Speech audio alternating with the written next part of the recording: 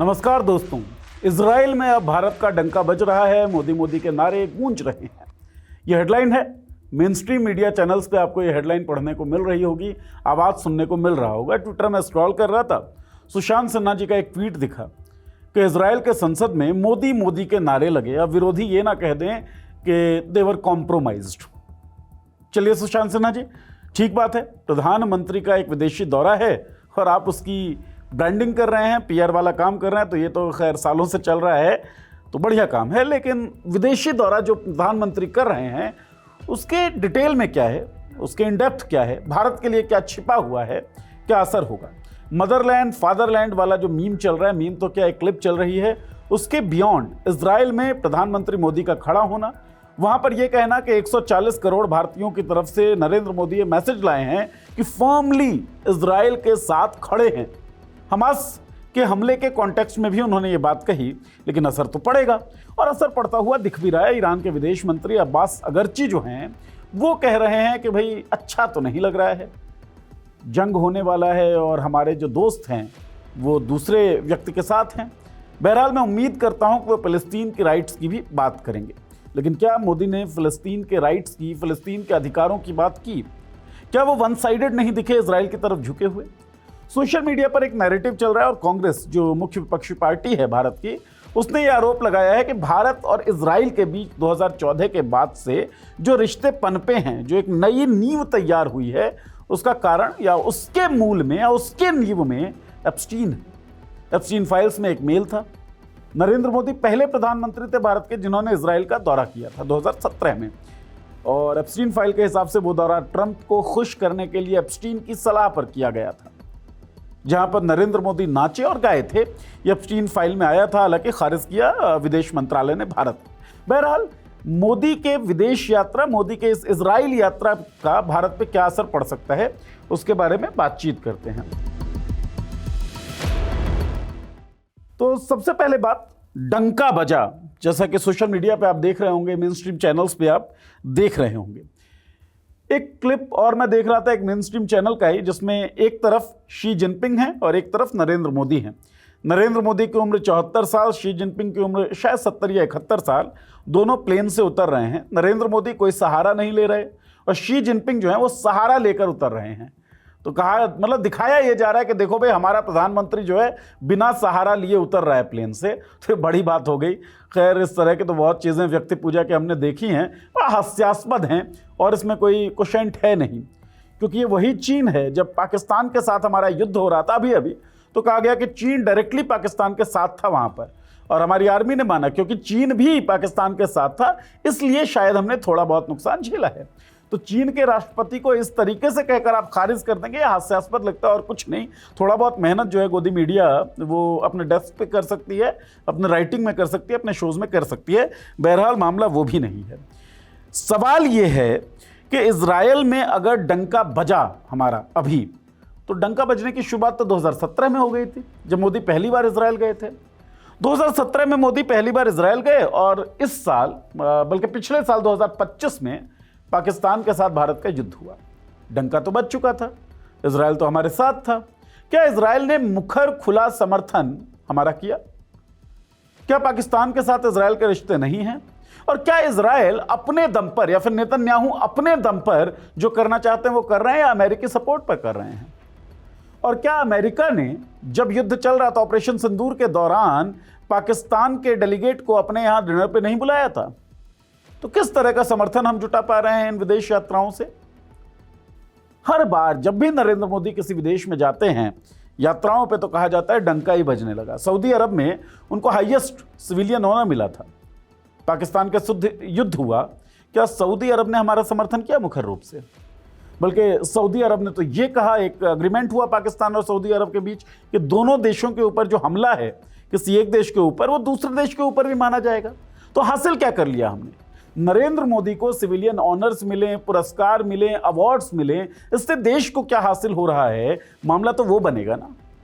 तीसरी बात, मुझे लगता है कि इस जो यात्रा है मोदी जी की इजराइल वाली, उसमें हमारे साथ एक बड़ी लूट हुई है। मैं स्कूल कॉलेज में जब था तो सुना करता था कि विकासशील देश है, और जो विकसित देश थे, अमेरिका, रशिया, चाइना, इनके साथ हमारा नाम लिया जाता था। कि हम जल्दी ही इन लोगों को पछाड़कर विश्व गुरु सच में बन जाएंगे, लेकिन अभी तो ऐसा लगता नहीं है। ऐसा दिख रहा है कि शायद हम पिछलग्गू बन गए हैं, और उसके जायज कारण हैं। पूंजी होती है हर किसी की अपनी अपनी, जैसे अमेरिका की पूंजी है आर्म्स, पूरे विश्व को वो हथियार सप्लाई करते रहते हैं। इजराइल की भी कुछ पूंजी है अपनी, हर देश की अपनी पूंजी होती है। भारत की पूंजी क्या थी? तो भारत की पूंजी थी वो नैतिकता, वो ताकत, जिसमें वो किसी भी स्थिति में कमजोरों के साथ, पीड़ितों के साथ, जिनके खिलाफ अन्याय हो रहा है उनके साथ खड़ा हो सकता था। अभी भारत आजाद ही हुआ था 1947 में। नेहरू के पास विकल्प था, या तो वो सोवियत यूनियन में शामिल हो जाएं या अमेरिकी गुट में शामिल हो जाएं। पंडित नेहरू ने क्या किया? पंडित नेहरू ने कहा नॉन अलाइनमेंट की नीति के ऊपर हम चलेंगे, मतलब किसी भी गुट में हम शामिल नहीं होंगे। और मल्टी अलाइनमेंट की जो बात अभी बार बार की जाती है ना, वो उस वक्त भी थी। खाद्यान्न का संकट देश में आया तो पंडित नेहरू ने अमेरिका से मदद मांगी। अमेरिका ने वहां पर दबाने की कोशिश की, जब मदद मांग रहे हो, अगर खाद्यान्न हम भेजेंगे तो हमारे हिसाब से तुमको चलना होगा, हमारे गुट में आना होगा। और पंडित नेहरू क्या कहते हैं? पंडित नेहरू कहते हैं will not barter our freedom to food. हम अपने फ्रीडम के साथ कोई समझौता नहीं करेंगे, अपनी आजादी के साथ, अपनी स्वतंत्रता के साथ, अपनी संप्रभुता के साथ। और एक नैतिक आभा था, एक नैतिक पूंजी थी, जिसमें जब जब जिसके खिलाफ अन्याय हुआ, भारत उसके साथ खड़ा हुआ दिख रहा है और अन्याय के खिलाफ दिखता है। महात्मा गांधी से बात शुरू करिए। महात्मा गांधी फिलिस्तीन के बारे में क्या कहते हैं? महात्मा गांधी कहते हैं भाई फिलिस्तीन फिलिस्तीनियों का उतना ही है और वैसे ही है जैसे अंग्रेजों के लिए इंग्लैंड, जैसे जर्मनियों का जर्मन है वैसे फिलिस्तीनियों का फिलिस्तीन है। ये महात्मा गांधी कह रहे हैं। नेहरू और आइंस्टाइन चिट्ठी लिखते हैं नेहरू को इजराइल का सपोर्ट करने के लिए एक तरीके से, और नेहरू क्या जवाब देते हैं कि भाई दोनों पक्षों की गलती रही होगी। ह्यूमैनिटेरियन एंगल पे स्टेटहुड को लेकर अगर बात की जाए तो भारत का पक्ष हमेशा फिलिस्तीन के साथ रहा। इक्वेट किया आइंस्टाइन ने अपनी चिट्ठी में भारत में अनटचेबल्स की जो लड़ाई है और उधर ज्यूज की लड़ाई को। नेहरू ने कहा कि नहीं भाई, भारत के अछूतों की लड़ाई और वहां ज्यूज की लड़ाई एक जैसी नहीं है, इसमें अंतर है। सो फिलिस्तीन में एक ज्यूइश स्टेट की जो बात थी, अवधारणा थी, उसका भारत ने विरोध किया। लेकिन इसके साथ साथ ये भी फैक्ट है कि रिकॉग्नाइज तो किया था हमने 1950 में, 1948 में इजराइल बना, 1950 में भारत ने एक्नॉलेज भी किया। राजनयिक रिश्ते शुरू हुए 1990 के दशक में। इस पूरी जर्नी में चाहे नेहरू प्रधानमंत्री रहे हों, चाहे इंदिरा जी प्रधानमंत्री रही हों, फिलिस्तीन के प्रति जो हमारा एक झुकाव था, और झुकाव तो क्या, फिलिस्तीन का जो समर्थन था, वो समर्थन मानवता के कारण था, मनुष्यता के कारण था। वो समर्थन हमेशा दिखा। अच्छा, ऑफिशियल लाइन जो भारतीय सरकार की फिलहाल है वो भी ऐसी ही है, लेकिन पॉपुलर लाइन ऐसी नहीं दिखती है। सोशल मीडिया पर जो आईटी ट्रोल आर्मीज हैं, वो आर्मीज हमेशा मतलब ऐसे प्रोजेक्ट करते हैं जैसे इजराइल सबसे बड़ा हमारा दोस्त है, सबसे बड़ा मित्र है। उस मित्रता से हमें हासिल क्या हुआ ये कोई बताता नहीं है। तो फिलहाल जब ईरान और अमेरिका के बीच जंग हो सकती है, अमेरिका खुले तौर पर इजराइल के पीछे है, और नेतन्याहू जो कर पा रहे हैं अमेरिकी सपोर्ट के कारण कर पा रहे हैं। ऐसे में नरेंद्र मोदी का इजराइल में जाना, क्या मिडिल ईस्ट में हमारे जो संबंध हैं अन्य देशों के साथ, ईरान के साथ हमारे पारंपरिक संबंध रहे हैं और ज्यादा इन्वेस्टमेंट आता है उधर से, क्या उन पर खतरा नहीं हो सकता? ईरान के विदेश मंत्री अब्बास अगरची की मैंने बात की है वीडियो में, जो कह रहे हैं अनफॉर्चुनेट है। तो क्या हमने ताक पर डाल दिया अपना सब कुछ, या फिर हम पूरी तरीके से 180 डिग्री टर्न लेके अपनी विदेश नीति में बदलाव कर रहे हैं? क्या हमारी नैतिक पूंजी जो थी वो लुट चुकी है, और क्या हमें उसका कोई अफसोस भी नहीं है कि नैतिक पूंजी लुट चुकी है, अब कुछ बचा नहीं है? या फिर क्या कांग्रेस जो आरोप लगा रही है कि एप्स्टीन के बाद का ये पूरा नेटवर्क है और एप्स्टीन के कारण बना हुआ ये नेटवर्क है, बना हुआ रिश्ता है, उसमें कोई सच्चाई है? याद करिए 2017 में मोदी पहली बार इजराइल गए, पहले भारतीय प्रधानमंत्री थे इजराइल का दौरा करने वाले। एप्स्टीन फाइल में जो मेल आया है उसके हिसाब से एप्स्टीन की सलाह पर ट्रंप को खुश करने के लिए मोदी इजराइल जाते हैं, वहां नाचते हैं, गाते हैं। एप्स्टीन के बारे में एक राय यह है कि वो मोसाद का एजेंट था, इजराइल के हितों के लिए वो काम कर रहा था। एप्स्टीन की जो सबसे क्लोजेस्ट सहयोगी थी गिस्लेन मैक्सवेल, उनके जो पिता थे वो घोषित तौर पे मोसाद के एजेंट थे। संबंध उनके इजराइल के प्रधानमंत्रियों तक रहे हैं। तो क्या इजराइल के समर्थन में एप्स्टीन दुनिया को लामबंद करने की कोशिशें कर रहा था? और क्या उन्हीं कोशिशों के कारण नरेंद्र मोदी फिलहाल इजराइल में स्टेज शेयर कर रहे थे नेतन्याहू के साथ? यह भी एक बड़ा सवाल है, बड़ी बात है। अच्छा, कुछ चीज़ें हैं जो बिना मतलब बहुत ज़्यादा वायरल हो रही हैं। जैसे इजराइल में जब मोदी पहुंचे संसद में, तो जो ऑपोजिशन था उसने बहिष्कार किया, वॉकआउट किया। कुछ लोग इसे ऐसे प्रचारित कर रहे हैं कि नरेंद्र मोदी के स्पीच देने से पहले वॉकआउट किया गया। टाइमिंग ठीक है, लेकिन कारण वो नहीं है। मतलब statement 1 is correct, statement 2 is correct, but statement 2 is not the correct explanation of statement 1। लेकिन करेक्ट एक्सप्लेनेशन क्या है वो हम आपको बताते हैं, और साथ ही बताते हैं कि उससे भी हमको कुछ ना कुछ सीखना चाहिए। वॉकआउट किया ऑपोजिशन ने, नरेंद्र मोदी की मौजूदगी में वॉकआउट किया। ये बहुत बड़ी घटना थी, लेकिन वॉकआउट नरेंद्र मोदी की वजह से नहीं किया गया। वॉकआउट क्यों किया गया था? क्योंकि जब भी किसी दूसरे स्टेट का हेड आता है और भाषण देना होता है उसे संसद के अंदर, तो सुप्रीम कोर्ट के जो न्यायाधीश हैं उन्हें बुलाए जाने की परंपरा रही है इजराइल में। लेकिन नेतन्याहू और इजराइल की जो जुडिशरी है उसके बीच अनबन है, खटपट। नेतन्याहू साहब ने नहीं बुलाया सुप्रीम कोर्ट के न्यायाधीश को। ऑपोजिशन ने इसका विरोध किया, और इस विरोध में उसने कहा अगर नहीं बुलाया जाता है तो हम वॉकआउट करेंगे। उसने वॉकआउट कर दिया। नरेंद्र मोदी की स्पीच शुरू होती है, ऑपोजिशन आ चुका होता है।